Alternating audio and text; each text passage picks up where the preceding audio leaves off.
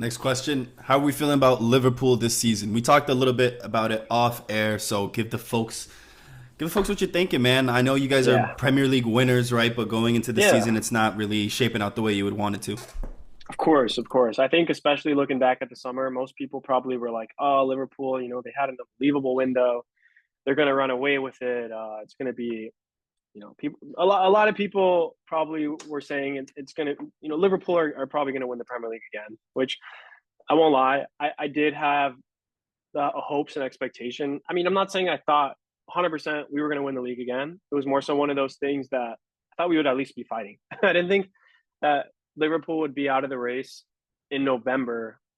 Not to say that it's completely over because you can never say the Premier League is completely over unless you're 20 points behind in, I don't know, March.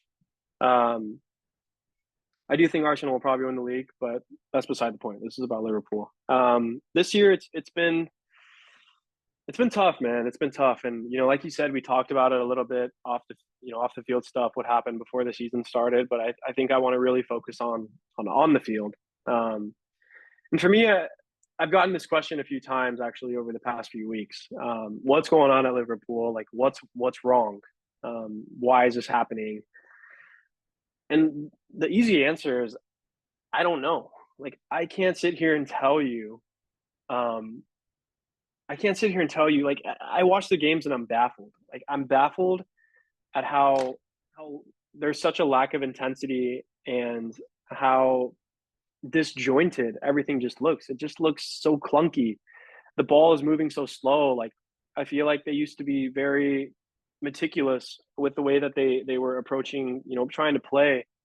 Um, but in lieu of that, I've tried to think of a couple reasons, and I think tactics are one big thing, right? Like, I'm not going to sit here and try and be a Twitter tactico and try and tell you about all the inverted center mids and fullbacks that are happening, um, and all these crazy registas going about the pitch. You know what I mean? I'm not going to sit here and do that, but I think you don't need to be a genius to also watch a game and see that, like, tactically something is not quite right.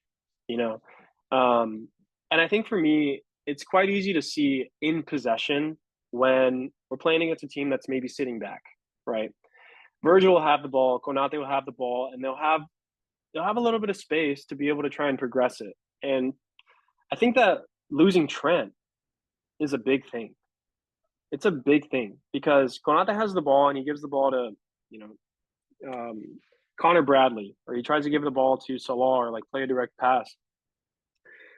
And we just don't have the profile to be able to take the ball and be like, okay, I'm going to absolutely bang it 70 yards across the pitch, or I'm going to play a line breaking pass to try and play Salah through, whatever. Like, we don't necessarily have that right now. I think the closest thing we have is Sabosline. Like, seeing him at right back is quite peculiar because he gets to sort of have a little bit more liberty with trying to ping passes or like find the man. And he has the range, but he's not Trent. So I think in possession is one thing for sure. And I see a lot of times that the center backs will have the ball and our midfielders will like push up into attack. So there's a gap in between the center backs, and then it feels like the midfielders and the attackers are super close to one another. And they have difficulty in being able to progress the ball well.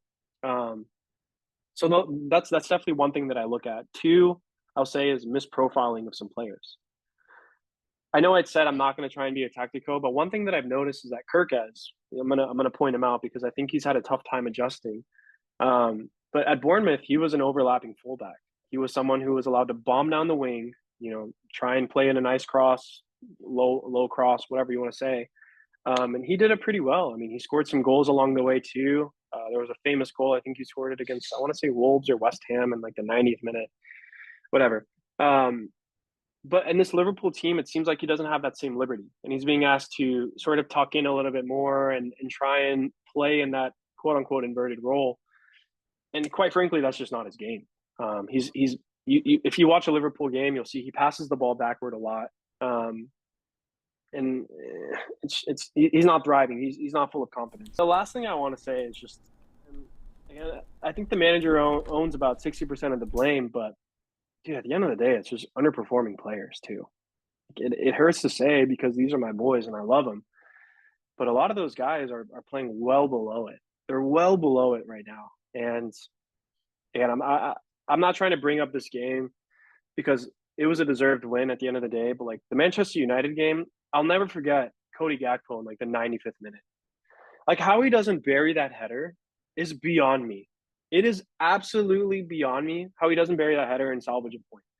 But that's just one example of many examples of poor decision making. You know, bad final third play, moving the ball too slow. Like I could point out players. Konate has been well below it. McAllister has been well below it.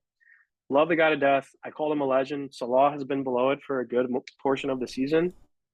Um, Kirkez is struggling, but I also kind of feel for the guy because he's not really played to his strengths. Isak, Gravenberch has been a little bit below it. Connor Bradley, like I could go on. Like the guys are just not playing to the level that I would expect them to play. Shit, we didn't even mention Frimpong. Frimpong, but he's barely touched the pitch. But when he Yeah. has played, it's been bad. You know, so like, um, How about Marbadashvili? How you feeling about him? I mean, look, when you have Allison, I was saying, yeah, Allison is one of one, right? So one that's of like one. I mean, the one best v keeper in one. the Prem for years in a row. And Yeah, look, I had De Gea. and you know, I think it goes to show that in many of like the all-time Premier League 11s, you know, you could make an argument for him there. I mean, for whatever reason, you could say Czech, you could say Schmeichel, Van der Sar, whatever, like whoever you are, but like Allison is in the conversation. Um, so he's an all-time great, you know, and him and Courtois have really been the top two for me. And my brother is a massive Madrid fan, so we have this debate every now and then, you know, who's better. Um, I have my bias, so I'm always going to pick Allison. But man, I'm not going to sit here and act like Courtois hasn't also been the That bane of my existence Like Courtois for keeps the keeps past. keeps that team in games when they're not Oof, firing on all man, cylinders. He's I the only mean, player playing. yeah, yeah. I mean, the guy.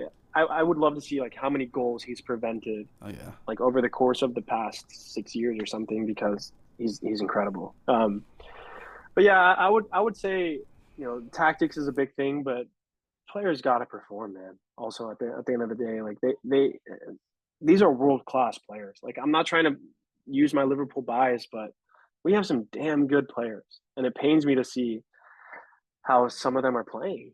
Um, so I think it's a combination of things, but yeah, man, we'll have to see what happens. I mean, Slot has a little bit left in the bank, I think, still, having won the Premier League and showing that he's capable of great things. But if he doesn't turn it around quick, then I do worry for the guy. I do. Okay, so now let's move on. Flashback to the past. I'm trying to ask you, what is your most memorable IRL moment? So this could be a game you went to, right? This could also be something you watched on TV, but ideally a game. Yeah, I mean, the easy answer is, and I'll name the game, but I'll also go to like moment. The easy answer of being a Liverpool fan is Liverpool versus Barcelona Champions League, right? I mean, 4-0. I'll never forget. It's one of those things that we talked about, like the Michael Jackson moment, where you were in that very moment. I'll never forget it. I think everybody honestly remembers like corner taken quickly, and like where they were in that given moment. But IRL, I actually had the privilege of going to Anfield for Klopp in his last season. I remember I woke up to the news of him announcing he was leaving at the end of the season. That same morning, I just bought a ticket to England because I was like, it's a bucket list thing for me. Like I need to go and see Anfield. I need to go and see my favorite team play. And when he announced it, I was like, yeah, I got to do it. Because dude, I have the guy tattooed on me. You know what I mean? Like I'm such a big fan of that one man and like everything he did for my club, but just the guy in general too. I feel like he's such an amazing human. Who'd you guys Um, play when you went? we played against Tottenham Oh, how'd that go? 4-2. It was an absolute cracker of a game. So I when I went actually to go went. watch United, they played Tottenham too. They lost 3-0. Oh, that hurts. I honestly thought about it too because I was like, you know, it's a game versus Tottenham. It doesn't really count for much because the season was over. City had won, but I just remember being like, what if they lose? Like that's gonna suck. But even then, I was just like, man, I'm at Anfield. Like I'm gonna get to see Jurgen Klopp on the touchline. I get to see Salah. I get to saw Darwin Nunez. Famous game because he like deleted all of his Liverpool related content after that game. I remember, and people were like, "Yo, what the hell?" I was like, "Dude, I don't know." Like this guy's Hey, being a baby. average player tantrum, bro. That's how He's they being a act. baby. Like, what can I say? But they won the game 4-2. I was actually with Kyle. So shout out Kyle. Hey, that's dope, man. That's awesome. Yeah. It was a really cool experience, man. But hearing "You'll Never Walk Alone" for the first time was probably my biggest like IRL moment. Like, holy shit, this is unbelievable. Definitely is just one of those songs that invokes emotion out of you, especially if you're a Liverpool fan, even more so. But I would say the average football fan probably goes to Anfield and hears that song and it's like, wow, like this is incredible. Um, so yeah, I would definitely say that IRL was sick. I went to a Chelsea game on that same trip, and I was like 5 rows behind, uh, like the pitch, and I got to see a couple goals. Well, I got to see goals, of course, but I got to see like Cole Palmer balling, Oh, that's dope. which That's is dope. super dope, man. That's Absolute, awesome. absolute beast. Got to give him his flowers. He's a great player. Um, but yeah, that was also really dope to see IRL. But I would say Anfield, for me, is peak, No, that's peak. awesome, man. See, that's the kind of moment I'm looking for. I like both the shouts. I like the Barca versus Liverpool game too. Yeah, So let me ask you now, what is your favorite kit? And this can be, I want you to give me both a Liverpool and an international kit. yeah, I can do that. Favorite Liverpool kit, man. I would have to say it's like the long sleeve when from like the Fernando Torres days. There was like it was like they had like the Carlsberg. It was Adidas. Man, I just remember a super famous Fernando Torres goal and seeing him celebrating that. I have a jersey actually, so it's really dope. But I would say those like 2008 Liverpool kits, long sleeve in particular, was probably my favorite from the club. I really like this year's too. I think they did a great job bringing back Adidas. It's nice. This year's is nice, They man. absolutely smashed it. It's a shame the team is so ass, but it's a beautiful kit. I bought it the day it came out. International is a little bit tougher, you know. Obviously, like the Brazil kits are so famous. Everybody and their mama has them. Um, I have a couple of France jerseys that I think are pretty fresh. I can't give you the exact year, but I have a Benzema one. Yeah, I mean, I'm gonna go basic. I'm just gonna go steady Brazil. Yeah, fairs. Uh, Look, fairs. you know, I wish I had a better answer. I mean, obviously, like Nigeria has dropped some bangers over the years. Yeah, yeah. I mean, look, and that's why I even mentioned it because most people do Yeah. say Nigeria, right? Because they're just like, I yeah, the mean, Nigeria they're joins they're bang. classics. You know what I Yeah, mean? Like those are just super dope. But I'm gonna stick with the football aficionado and just I'm gonna take Brazil. there It's we it's go. the most legendary footy kit, man.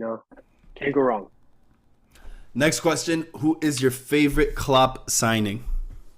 Oof. Favorite Klopp signing? He's made some really good ones. Um, although Salah is probably my favorite Liverpool player since Steven Gerrard, I'll probably go with Virgil van Dijk. I mean, Verge, like for what he's done. I mean, how many years in a Yeah, row people are like calling him the best center back in the world? It's look, I love to make fun of Virgil because I know, like at the end of the day, the dude's his CV speaks for itself. yeah, yeah. I mean, especially like from a United fan, I would never expect someone to be like, yeah, he's the best Premier League center back ever because of Vidic. You Yeah, yeah, have I never. Rio I Ferdinand. still didn't say that. I'm not saying you I'm did. just fucking. I'm just fucking with you. I'm just fucking with you. I'm just I fucking know, with I know. you. It's more so like I wouldn't expect it. We signed him, and like the team just went from like it was already going this way, but like it went like that. You know what I mean? And they were incredible post, like the team was just incredible post Virgil van Dijk, and you know I'll be incredibly sad the day he also hangs it up, but all good things come to an end, and he's given us amazing years, so I'll go with Virg. Great choice. And now the biggest Klopp flop. And look, flop is I just liked it because it rhymed with Klopp, right? But like a player that didn't perform to expectations, right? Somebody that you might have had high hopes on and it didn't turn out the way you wanted it to. Yeah, For yeah. me, like he's not necessarily a flop, but like when you guys got Thiago, I was like, oh, it's GG's for everybody. Like these guys are going to become unplayable. So when I saw that you still had a little bit of some weaknesses and things you can do, I was like, Yeah. okay, they don't get everything right 100% all the time, but Thiago still played well, I think. I think Thiago was a success. I mean, granted, we signed him for like 20 million. You know what I mean? So a player of his stature coming from Bayern Munich, 20 million. Yes, he's made of glass, but when the guy played, gosh, I remember. The first time he played, it was against Chelsea, and he played one half, and he set the record for most passes in a Premier League half, or some shit like that. It was something crazy. I was like, yeah, this guy is champagne, bro. You know what I mean? Like, he's him. And his most memorable performance, and I hate to keep bringing it back, was against Manchester United. it was it was historic that game. He was ridiculous how good he was. Um, but when you say club flop, like one name sticks out to me, and I only say it because I bought his jersey as soon as I knew he signed, and it hurts to this day, man. But Naby Keita, Oh, yeah. Naby Keita, and his Liverpool career really is summed up by the Champions League final miss that he had against Real Madrid, where he like blasted it first time and he sent the ball to Mars. And it's unfortunate because again, he's another guy who has kind of made of glass. He spent half of his Liverpool career on the injury table. But he's the first name that jumps out. I think Fabio Carvalho is another one that he had like higher hopes. He's a young kid. He's at Brentford now. He's still not Yeah. playing much. And then the other one that kind of jumps to name, but I wouldn't call him a flop. It's more so just that he didn't hit the levels we were hoping for was Darwin Nunez, right? Um, Yeah, I think I that mean, yeah, Darwin. I can see where somebody would want to say he's a flop, right? But he still scored some goals, like some clutch he scored goals. some goals. Again, it doesn't carry as much weight, but he was off the ball. He was a menace too. Like he was a pressing monster, and that does carry value, especially in the Premier League. And he's in Saudi Arabia now, and he's doing well. So it just goes to show that the guy isn't talentless, but maybe he didn't hit the levels that we were hoping for with him. And No, yeah, it's not. he also joined I think it was the same summer as Holland, maybe the year after, I can't remember. But he had Holland to go against. He was the benchmark, and Look, bro, when he started fighting the Colombian fans, shit just got wicked. that was crazy. I can't lie. You can't doubt his passion. You And can't that's why I'm doubt the like, passion. I rate that. I rate I that. rate that. Yeah. All right. I want you to give me your all-time Liverpool. Actually, no. Before I say that, the only player whose jersey I own who played for Liverpool, like I can never buy a play. Like if you play for Liverpool, I'm good off you, bro. Like I can't rate Yeah. that. I'm not I even wouldn't gonna. buy United jersey, so I can't blame you. Mamadou Sakho PSG jersey. I rated Sakho. Oh my god, I fucked with Sakho on Liverpool, but then when he could, oh my god, that's the only player I have that He was a played funny for guy. Liverpool. Yeah, personality. See, I just He's a love that funny guy. personality. Yeah, Yeah. He had a crazy personality, and I think that's actually was like to his detriment. Like that's kind of what like got him out of favor with Klopp. I remember. dude, he like to have I'm fun, sure man. he liked to have fun, man. You can't blame the guy.